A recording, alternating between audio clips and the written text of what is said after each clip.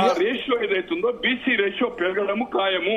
BRS అన్ని జరిగినాక ఖచ్చితంగా ఒక లోకడే కదా, దాంట్లో కూడా ఇవ్వాలి కదా, చట్టసభలో కూడా కేంద్రంలో రాష్ట్రంలో కానీ ఇది జరిగేది పక్క. బీసీ బీఆర్ఎస్ కూడా పెంచుతుందా రిప్రజెంటేషన్?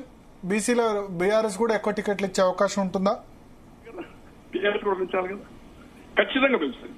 బీఆర్ఎస్ కూడా బీసీల ప్రాతినిధ్యం పెరుగుతుంది, దాంట్లో ఏమాత్రం అనుమానం లేదు. బీజేపీలో అయితే వాళ్ళకి ఆటోమేటిక్ వాళ్ళకు vacancy they will give the stand. కూటమి మీద ఆల్రెడీ 14 డిక్లేర్ చేశాడు కదా కృష్ణయ్య గారిని ముఖ్యమంత్రి క్యాండిడేట్ గా. అవును, అందుకోసం రాబోయే రోజుల్లో బీసీలకు ప్రాతినిధ్యం పెరగడం ఖాయం ఉన్నదానికంటే అన్ని పార్టీ.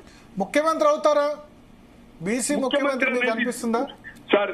అప్పుడు శాసనసభ్యులు ఎన్నికైన దాన్ని బట్టి ఇప్పుడు మొదటి ముఖ్యమంత్రి దళితుడు, తలైన నరుకుంటా, నేను మియా బీబీ పావుషేర్ బియ్యం చాలు, నా కొడుకు బిడ్డ అమెరికాలో 2006 వరకు ఎవరు అడగలేదు. దళితులను ప్రాతినిధ్యం ఇవ్వకుండా అడగలే కదా, మహిళలకి అనుకున్నా అడగలేదు.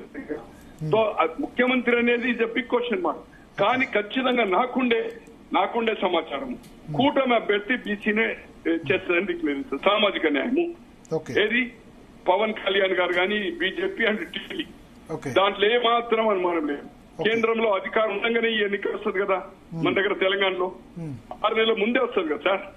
అవును, ఇది 28లో వస్తుంది. బీజేపీ మళ్ళీ బీసీ సీఎం నే ప్రకటిస్తుంది. బీజేపీ డెఫినెట్ గా అంటే బీసీ అనొచ్చు, లేకపోతే సామాజిక న్యాయం ఎస్సీ ఎస్టీ బీసీలకు ఇక్కడ న్యాయం జరగాలి. ఇంతవరకు ఈ రాష్ట్రంలో ఒక 2 సంవత్సరాలకే దామోదరం సంజీవ గారు అయ్యారు. ఎప్పుడు జరగలే ఏ పార్టీ అయినా, ప్రాంతీయ పార్టీలు కానీ నేషనల్ పార్టీ కానీ. మేము రాజ్యాధికారం ఏదైతుందో సామాజిక న్యాయం చేస్తామని చెప్పచ్చు. అయితే బీసీనే డిక్లేర్ చేసే అవకాశం ఉంటుంది, ఎందుకంటే దే ఆర్ పర్సెంటేజ్ ఆఫ్ 50% కదా, 50% అబౌవ్ పాపులేషన్. కానీ నార్త్